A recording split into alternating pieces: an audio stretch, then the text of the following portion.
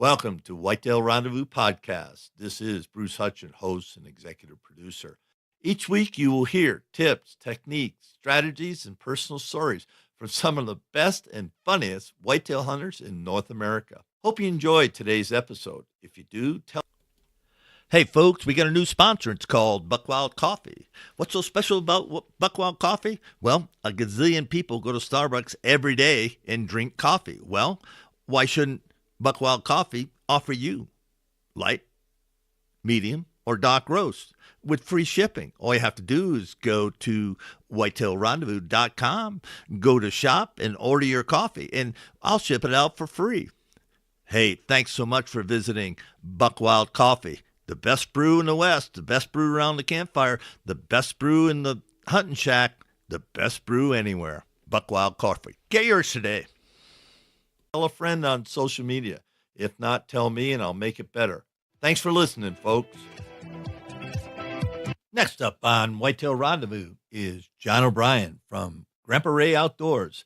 John's been an agronomist for over 25 years, and with the rage and the explosion of food plots, he's helping people throughout the country, learning how to plant, when to plant, why to plant, how to plant, and how to take care of the soil to grow whitetail deer, to give them the nutrition they need, not only during the summer times, but in the spring when they're lactating or buck's horns are starting to grow.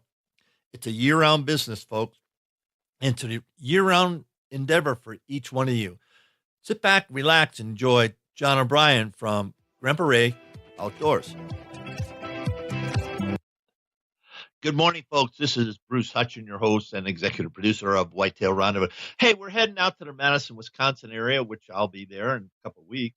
And we're going to talk to John O'Brien. Now, John's been a guest on my show for a number of times, and John is the owner of Grandpa Ray Outdoors. John, welcome to the show. Thanks for having me today, Bruce. Hey, I love it. And folks, John is zipping down the highway or zipping down County Road KK, headed to the farm, and he's on his way to a tree stand. So this is going to be about 30 minutes or until he pulls in the parking lot. Then we're going to call it a show. And John, I'm just excited to have you here, and I'm excited to see you at our meetup coming up pretty darn close in a few weeks. So, John, let's just kick it right off and tell us, just give an overview, what's up with Grandpa Ray.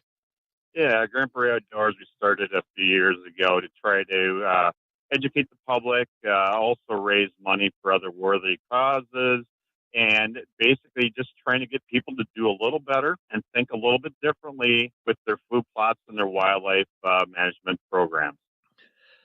You know, in the warm-up, we talked about a couple of different things, and let's just start off with section 1. Set your food plots for 2000, or pardon me, set up your food plots now for 2018. What does that mean? Yeah, so many people just wait till right before they're ready to plant to take their soil test, and now's a great time. And getting out there, taking that soil test, find out where you're at now and what you're going to need to do. One of the main things people are aware of is if you're low on pH, you need the lime. Well, lime, a standard egg lime, takes up to 6 months to effectively work. If you're going to plant some food plots in the spring, especially those perennial clovers, alfalfas, and things that require a little higher pH, you really need to consider putting your lime down. Case in point, look out in the landscape in the farming community. You see these big trucks out there spreading egg lime now. You don't see them spreading egg lime right in the spring, right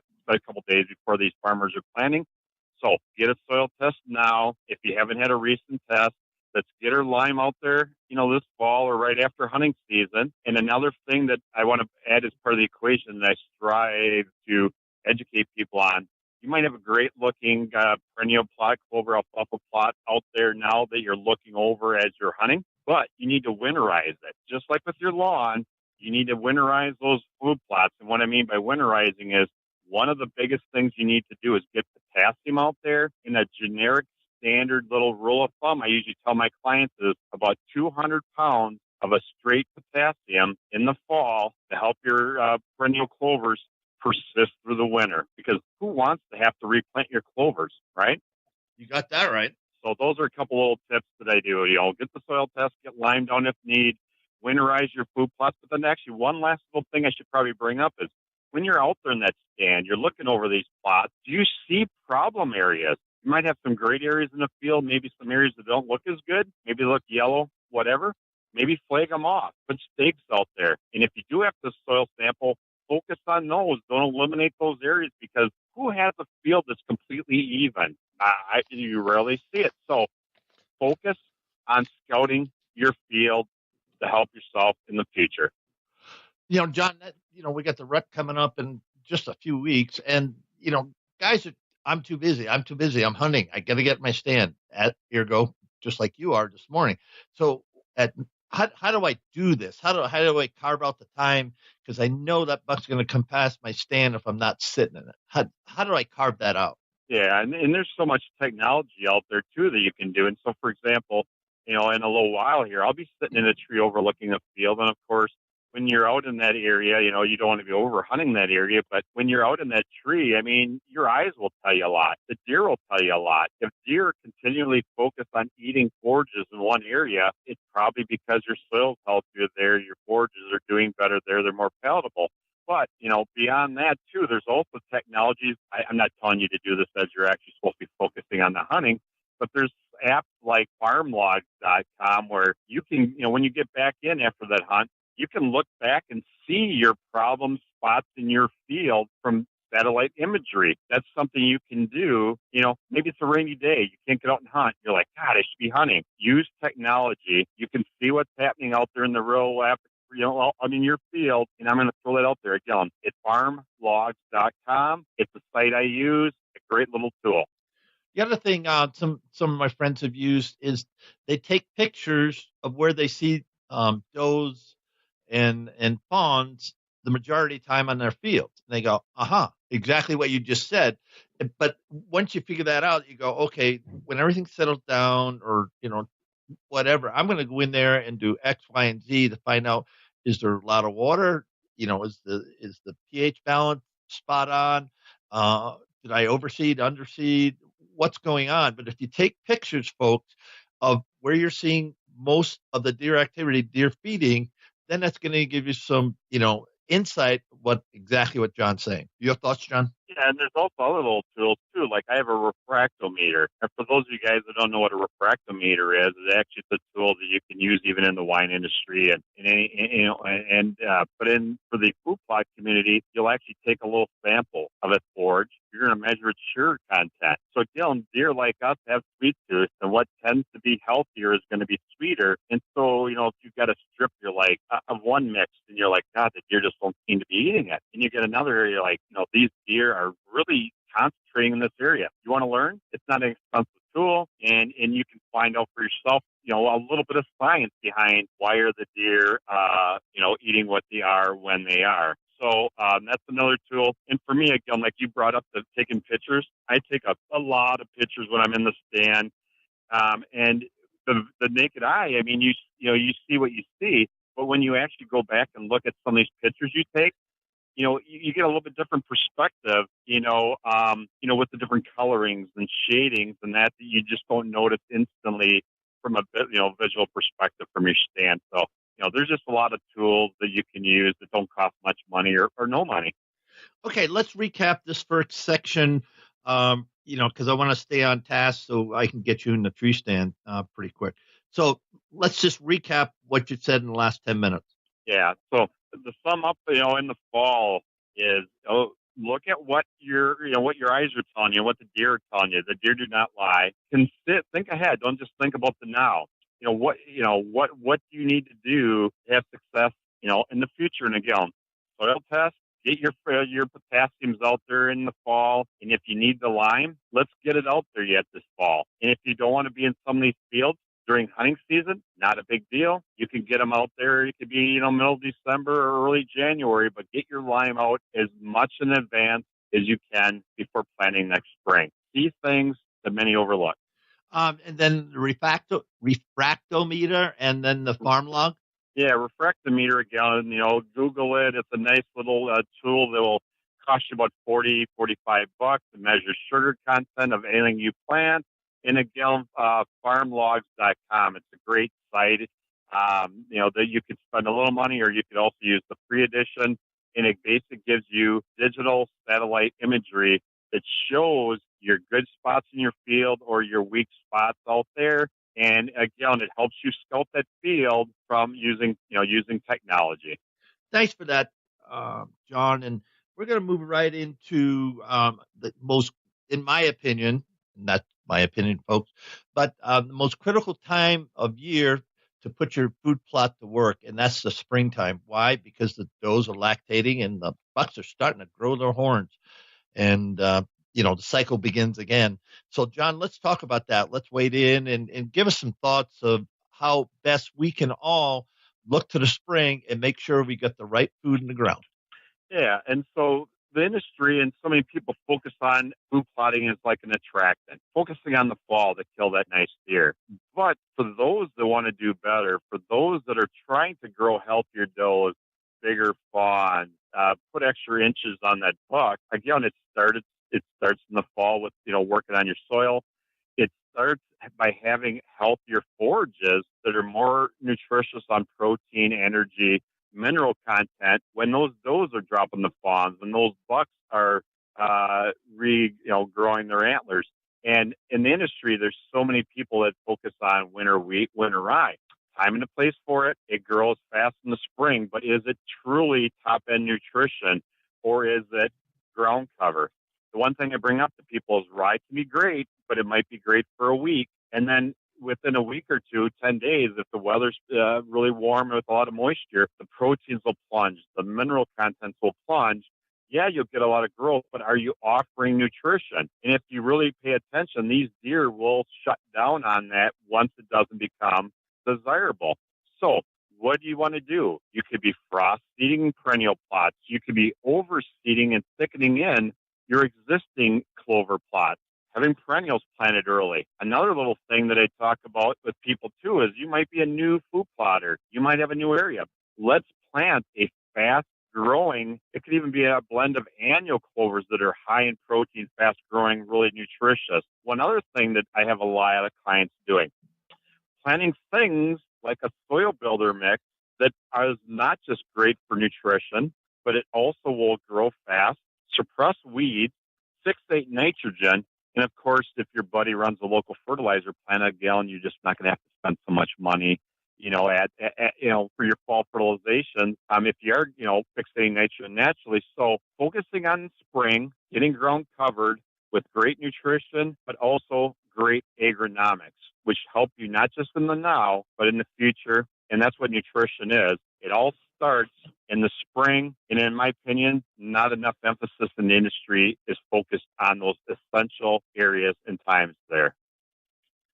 Do you look to does and fawns first to feed them up to make sure the does have good food as soon as they drop their fawns, or are you looking at bucks? Yeah. Okay. So here, that's a great little topic that I'm going to be talking more about at seminars moving forward. For those guys that are trying to do quality deer management, their own type of management, habitat management, bucks. Everybody, I mean, who doesn't want to see a really nice buck? But what? But how do you get from point A to point B? That fawn, that nice buck that you might harvest in 3.5, 4.5, 5.5 years, its growth curve is affected with what happens with that doe. Just like in the other animal industry, dairy farmer, the most important time is for the dry cow, for poultry, swine, whatever.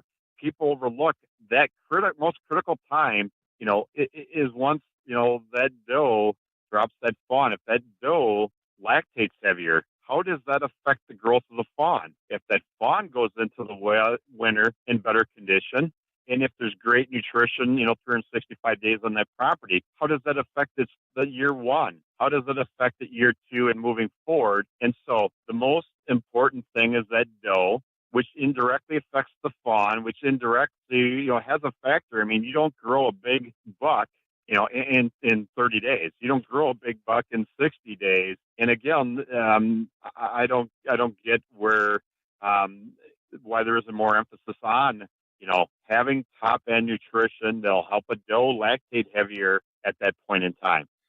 Thanks for that, John. And One thing I'm interested in, I don't know a heck of a lot about it. That's one reason you're on the show. But let's talk about using plantains and or Egyptian wheat or screening. And folks, this is something that you really need to listen to because it can make a huge difference of you hunting your food plots. Yeah, screening. You hear talk about screening in Egyptian wheat as one of the most common uh, species that is discussed with screening because it grows tall. It tends not to lodge if you fertilize it right. But here's a couple of little tips I want to throw out there as we've noticed this year in different areas across the United States where we had a little below normal temperatures, for an extended period of time early.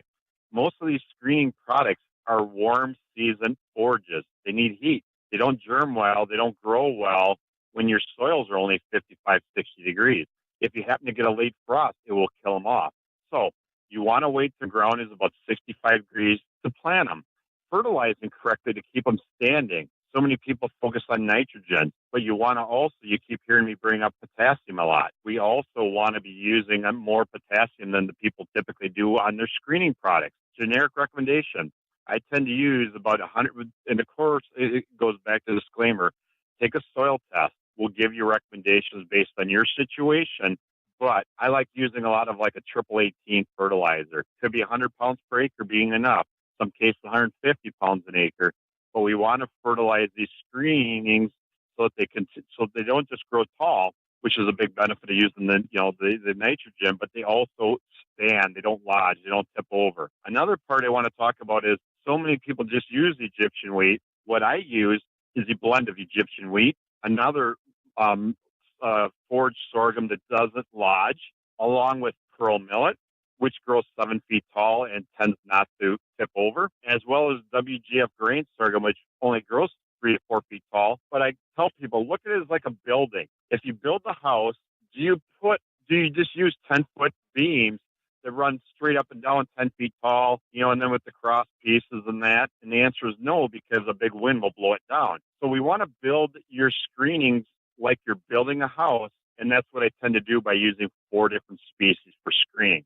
And again, some of you guys may have seen on social media, I've posted different videos live from my deer stand showing people how I set up my property. And another little thing besides screening, a lot of people use screening just to help get in and out of your deer stands. But a lot of people don't consider screening as a way for big bucks, nice bucks, to not glass a whole field. You don't want a deer to look over a big area and not see does out there, because otherwise it might head down the road to your neighbors. Maybe it'll go to a different area where you don't want that buck to go. You want to create a deer highway. You want to keep these does moving around your property so you have more bucks. Did I say doe? I might have misspoke. Sorry about that. Keep these bucks moving around your property so that you have more buck sightings. And again, screening can also help you with doing that exact thing. John, I probably misspoke when I said plantain. It just popped in my mind. Hey, listeners, if it's not a screening tool, I apologize. John, what is plantain? Yeah, I don't use plant. I use plantain in a lot of different areas, different clients. We don't have it as part of the regular lineup, but we do sell plantain. And for some of you that out there that have used it, you are gonna you're probably smiling because not many people talk about it. But very high mineral content, high protein content, very desirable. Bruce, you spoke about the spring for does. Okay, here's what I've observed here in the last 3 years of plantain. And there's other forbs that are similar that have benefits that people aren't as aware of. Plantain in the spring is the first thing that tends to green up. And out on the Grand Prix farm, we'll see both bucks and does heavily consuming plantain first before moving on, to picking out the different clovers and alfalfas and so on and so forth. In the fall, as the does are out there eating in your brassica plots and your scrape lines and your clover alfalfa blend, the areas where I have a higher concentration of plantain, those bucks are in there, heavier than even the does. Why is that? Because the testosterone levels are ramping up for these bucks. They got a lot of work coming ahead. It's great nutrition. And again, depending on how you fertilize your soil and all that, it's just a very desirable forage for about a 3-4 week period of time in the fall, especially during this time, before we get into November. They will tend to move off the plantain as things get a little later and move into your chicories and some of your other forbs and species. But as people observe, now is prime time for bucks hammering the plantain out there on those fields. And thanks for that, John. And if somebody wants to get your monthly newsletter, what do they need to do? Yeah, we've made a couple changes that even you probably aren't aware of, Bruce. But we're moving. We've had a yearly membership for Grandpa Ray's where we charge $20 a year. You also get access to private O'Brien Education Series videos and seminars. You get a monthly newsletter that comes out at the 15th of the month. You get access to a private forum area. But what we are going towards here to streamline things a little bit is because we want to educate as many people as we can. Maybe not everybody is willing to pay the $20 to get this, elite and next level tips and nutrition. So people are going to be able to get my newsletter for free. You just got to email me at Grandpa Ray's 365 at gmail.com. Or you could call me at 608-235-0628. We're actually going to be giving everybody an opportunity. Whitetail Rendezvous is pleased to announce a partnership with GoHunt.com. Who's GoHunt.com? Well, if you're a DIY hunter, you need the information at GoHunt.com/insider. Why? Because it provides 4,200 profiles, every unit, every species, and every season. Furthermore, they give in-depth analysis, interactive maps, unit access, and seasonal trends. Draws are very important, and they give you the most accurate information in the business. All this is available when you go to GoHunt.com/insider.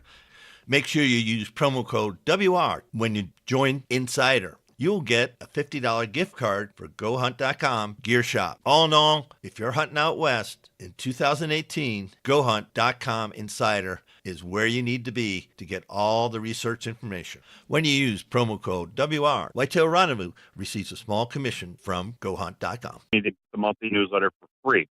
We're going to continue the Grandpa Ray's program membership, where if you pay your $20 a year, there's going to be a silver membership and a gold membership where you'll be able to get a bunch of additional benefits beyond the ones I've mentioned, beyond the newsletter, beyond the 10% off any of your orders throughout the year. There's a lot of program specials people get and a lot of other benefits. So basically, we want to touch as many people as we can, whether you're willing to pay a little bit for the service or if you just want some basic, tips to follow every month. We're willing to help everybody in our own little ways. And again, your email address? Yeah, it's Grandpa Ray. So, Grandpa, GRANDPARAYS 365 at gmail.com. And your phone number? 608-235-0628. And there is one other way you could sign up for the program. Our website is www.grandparayoutdoors.com. And there's a cart area there that has all of our different products there that you could buy online if you don't have a dealer nearby. And there's also an area where you can sign up for the newsletter in there as well. Thanks for that, John. And folks, John's helped me on the farm that I hunt. We've got 40 acres now that we own within the farm, which is kind of exciting. And so we're doing a lot of habitat improvement. And last spring we put in some trail. I don't know what you call it. I'm just calling it logging trails mix. Yeah, logging trail mix, and it was going really good until we had some floods. We've had a lot of rain in Wisconsin this year. We couldn't even timber it because we couldn't get in the skidder, and so it didn't work well. But I've still got plenty for next year, so I'm going to be looking forward to getting that back down. One trail it worked into that was in the farm. It wasn't on a ridge, and the ridge one just got washed out. But the farm connection logging trail came up, and I expected, the deer have been hammering it. We don't have trail cameras over there, but it's going to be interesting to see, how much they've been pounding it when I get on. I'll be there in a couple of weeks. So just to let you know, I use John's product, and I paid for John's product. So there you go, John. There you go. Thank you. And the one thing I want to just disclaimer there too is we have numerous mixes, and logging trail mix is, for areas where there's extreme shade, poor soil. Maybe you're going to drive over it quite a bit with that four-wheeler to go out there to, when you shot that nice buck and that. But yet there's some other mixes that are better nutrition even and more desirable to hunt over. Logging trail mix does have some really good genetics.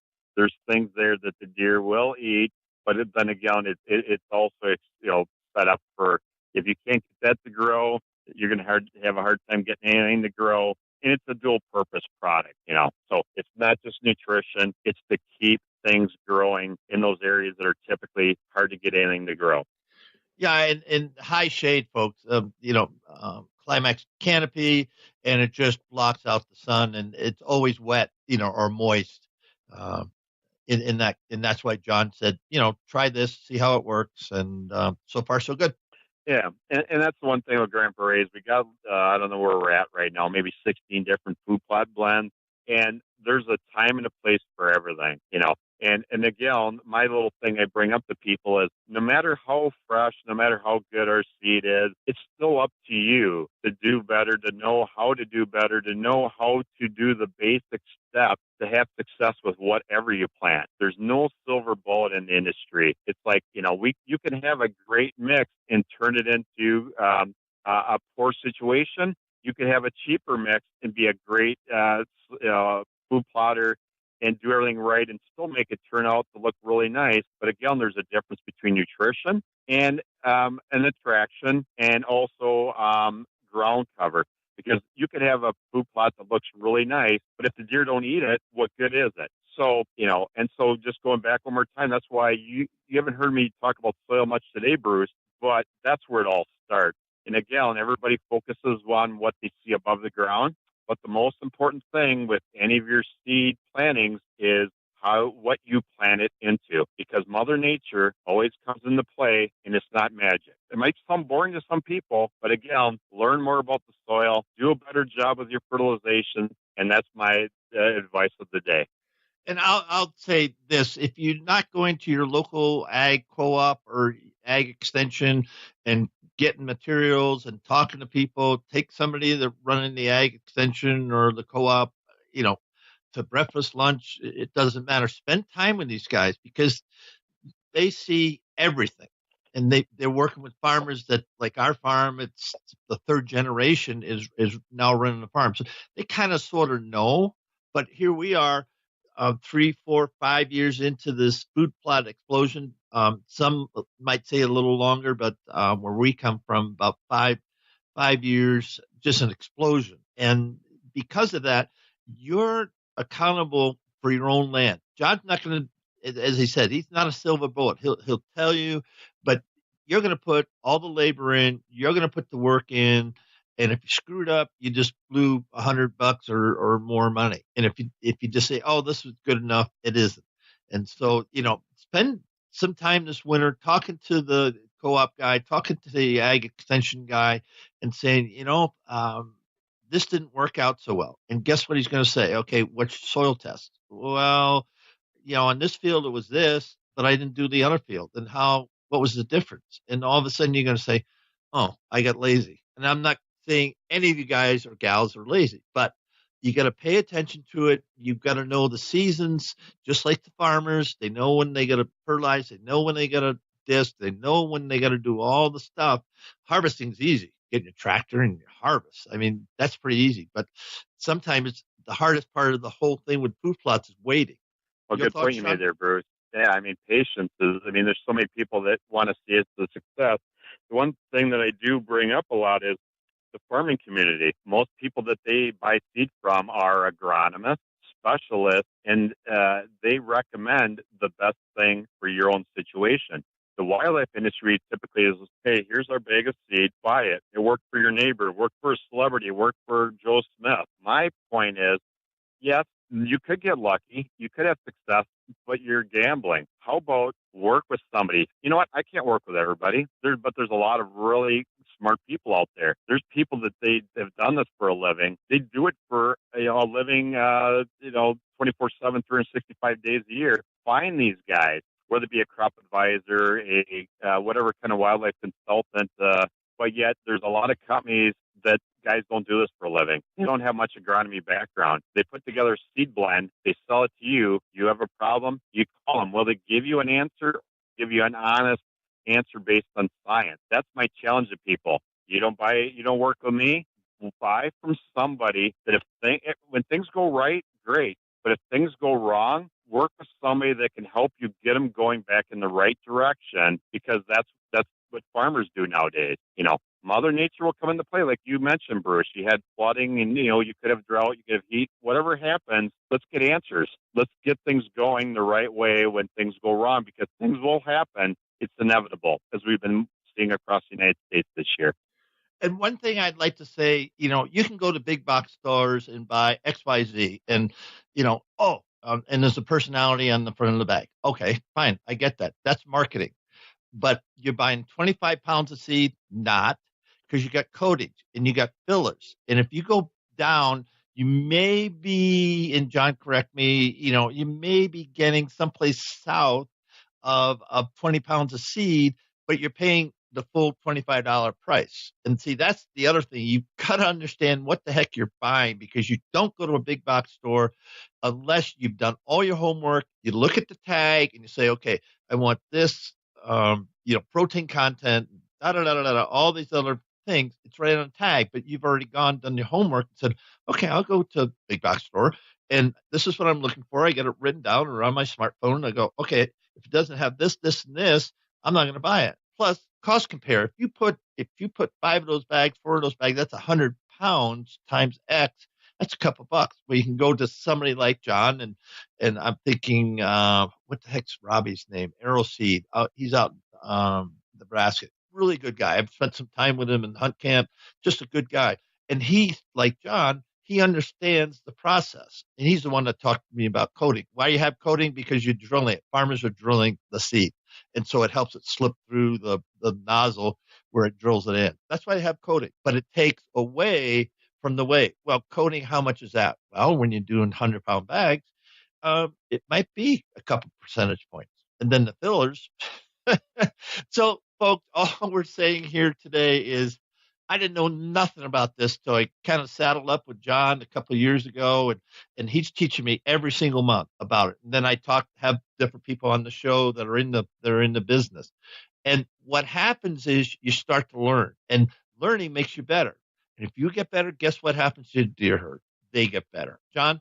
And that's the thing that I say to people is just get educated, know what you buy. There's something out there for everybody. And, and again, whether it be a big box store, whether it be a co-op, whether it be a private company like myself or a more nationally well-known celebrity endorsed company, you know what? There's nothing wrong with any of those companies. Find a good fit for you. But what I at Grandpa Ray's have been striving to do is what I've been doing my whole career is consulting versus selling. So if you just want to buy a product and not worry about any other expertise behind it, not a big deal. Those are the companies you want to buy from. But for those that want to get another level of free expertise, there's companies that do offer that as well. There's companies that are willing to take time to answer the phone, to talk about whatever you need. And that's, in my brain, called trying to do better. Because why not get educated? Why not know what a seed tag, how to read a seed tag? Why not challenge yourself to just do a little better every month, every year? Well said, John. And folks, I kind of, pontificated a little bit there, but that's important. And I'm learning. And so every one of you out there can learn. And nobody knows it all. John doesn't know it all. If you sit with John, have a cup of coffee, he'll go, what about this? And gee, I didn't think about that. That's who John is. He's an educator, and he's got over 25 years as an agronomist for cattle. He's been in the business a long time. And so, yeah, I count him as a friend, but he's also a professional. Are there other guys out there and gals out there that know the business? Heck yeah. They just haven't been on my show. So if you're one of those people, come on my show. It's really that easy.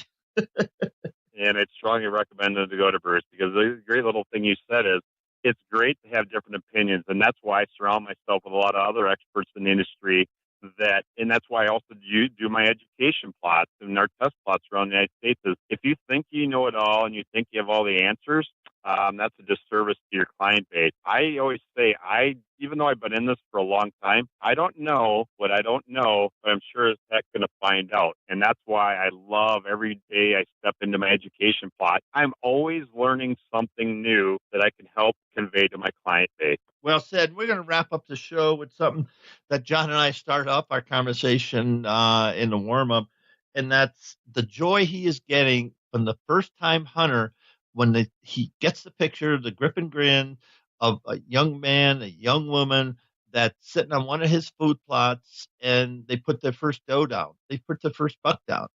Because at that age, it doesn't matter if it's got horns or not, folks. It really doesn't. A deer down is a deer down, and they've accomplished something that a lot of people will never accomplish. Let's weigh into that, John. Yeah, that's. I did a post today on a client out in Pennsylvania. His daughter's 9 years old. Shot a really nice deer, and they're also a first-time food plotter. And he's like, "I planted your mass builder product. My daughter shot this buck in this plot. I get pictures and testimonials all the time." And of course, my heading there was, "This is my Giro celebrity endorsement." To me, that's who the true celebrities are. Whether it's a doe or whether it's a 4-point buck or whatever it is, especially that first deer that a youth has shot. We all have been there. We remember how many of us, our first deer was this monster buck. The industry is infatuated with that picture, seeing these huge deer, but that's not where we started. Just think back the amount of satisfaction you got with shooting that doe or that spike buck. Those in my brain, my clients that I'm able to post those pictures, I consider those my celebrity endorsements. And that's what I voiced to Bruce earlier and what I posted today. I love it. I can't get enough seeing it. That's what drives me. And with that, folks, we're going to wrap up. Before we go, John's going to give us his one big thing when he goes hunting. What is that, John? Well, as I'm sitting here now, ready to go in the house and take a scent-off shower, and I also will be gargling with baking soda and water because your breath produces a lot of potential harmful scents that the deer could smell. So everybody talks about scent off, but yet, to be complete scent off, think beyond the shower, think beyond putting your clothes in whatever a system that you're using in place. Consider your breath. That's what I'll be doing. Why take chances? And again, one other last little thing is as I slowly walk to my stand, I don't want to get all sweaty. I don't want to stomp through there like it sounds like a herd of elephants are walking to my stand. Take the time, look at nature. Maybe you'll spot some things, in your food plots as you're trying to get into your stand. Be patient. It's not a race. Don't cut corners. And thanks for that. One thing that I read an article a long time ago by Chuck Adams, really a long time ago, and I was questioning why he has that beanie on all the time. Well, what he does, or what he did, it's part of his logo now, it's part of his brand, so I don't know if he still does it, but he would take baking soda and put it in his beanie and then put his beanie on his head, and he would never take it off. Okay, how many, raise your hands here, folks, how many hustle to the stand because they're running late and they know this is going to be the prime day and the front just went through and they're hustling, they get up in their stand, they go, oh. So they're kind of unbuttoning stuff, and then they take off their hat, they take off their beanie, they take off their head net, whatever. You just dumped a bunch of scent in the air. I know most of you understand that, but like over 50% of all the heat in your body goes right out the top of your heads. I think it's a little higher than that, but I don't want to misquote myself. So think about those things. Okay, how can I minimize? Yeah, ozonics helps, and there's plenty of products on the market that help, take our scent down. But it's the little things. If you're hunting mature bucks, it's the little things they're going to kick you in the butt, not the big things, because we all know the big things, but it's the little things. And what John just said, your mouth. And the other thing I've learned about is how much scent comes out of your nose. Think about it. Your thoughts, John, and then we'll wrap the show. I think you spoke really effectively. I don't think I can add anything to it, Bruce. Just again, it's just focus on the little things. Don't overlook a lot of these things that you brought up that you have been, and that can make a difference between seeing that trophy buck or not. And again, if you bust a big buck one time, it might be the last time you see him. So be patient. be smart, and good luck to everybody out there this fall. Well, good luck to you. Are you by the farm yet or not? We're waiting. So when you're done with me, Bruce, I'm going to be taking my son off shower. We're going to be doing everything we just talked about, and we're going to patiently get into a stand, because if you look at the chart, it might not be a bad day today. Wow, and that opens a whole nother can of worms. We're not going to dance for that one. But on behalf of thousands of listeners, and folks, we're really close to 200,000 downloads, 200,000 fills up Lambeau Field almost 3 different times. So if you're a Packer backer like I am, that's a lot of people have listened to my show, and I just want to say thank you. But it's people like John O'Brien that makes this show what it is. And so, John, again, thank you so much, sir. Yep. Have a great day. We're heading out to Utah, and we're going to talk to Chelsea Wilkie. Now, Chelsea's a good friend of mine, and she's also being sponsored these days by Vanguard and Skeleton Optics. And she's on the team of Real Camel Girls. What's all that mean? Well, Chelsea is one fine huntress. She's a lady of the outdoors, and she loves to hunt with her husband over there in central Utah. Fact is, recently she went up in the mountains and hunted elk, didn't get one, but her husband sure got a nice mule deer buck with his muzzleloader. And she's going to go out this coming Saturday, and that would be October 22nd. And she's going to hunt up a fine mule deer for herself. Chelsea brings a lot to the game, a lot to the table, and you're going to enjoy our discussion. Hey, folks, we got a new sponsor. It's called Buckwild Coffee. What's so special about Buckwild Coffee? Well, a gazillion people go to Starbucks every day and drink coffee. Well, why shouldn't Buckwild Coffee offer you light, medium, or dark roast with free shipping? All you have to do is go to whitetailrendezvous.com, go to shop, and order your coffee, and I'll ship it out for free. Hey, thanks so much for visiting Buckwild Coffee. The best brew in the West, the best brew around the campfire, the best brew in the hunting shack, the best brew anywhere. Buckwild Coffee. Get yours today. Discussion about women in the outdoors with Chelsea Wilkie. Thanks for joining us. Be sure to tune in tomorrow for another episode of Whitetail Rendezvous, where you can listen and learn from the experts so you can be more successful on your next hunt. Until next time, listen, learn, and succeed.